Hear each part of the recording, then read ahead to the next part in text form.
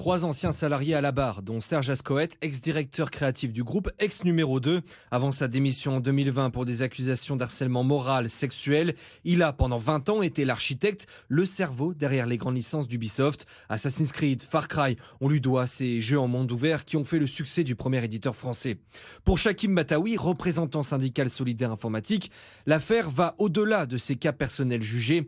Une citation directe contre le PDG et Ubisoft sera délivrée pour obtenir un second procès. On considère que l'entreprise a sa part de responsabilité dans l'histoire en tant que personne morale et Yves Guillemot en tant que dirigeant, c'est-à-dire qu'il était, forcément et probablement au courant de tout ce qui, se passait au sein de son entreprise et qu'il a une responsabilité en tant que PDG de la santé et sécurité de ses employés. Donc on considère qu'il a failli à cette dernière et qu'il doit répondre à la justice. Depuis la démission de Serge Ascoët il y a 4 ans, Ubisoft a mené des enquêtes internes, des audits, plus d'ambiance toxique selon le syndicat, mais une organisation toujours dysfonctionnelle, une défiance en interne qui s'accompagne d'une crise de croissance pour Ubisoft. Depuis 2020, le premier éditeur de jeux vidéo enchaîne les déconvenus, vente en berne, fermeture de studios, grève historique, chute en bourse et rumeurs de rachat.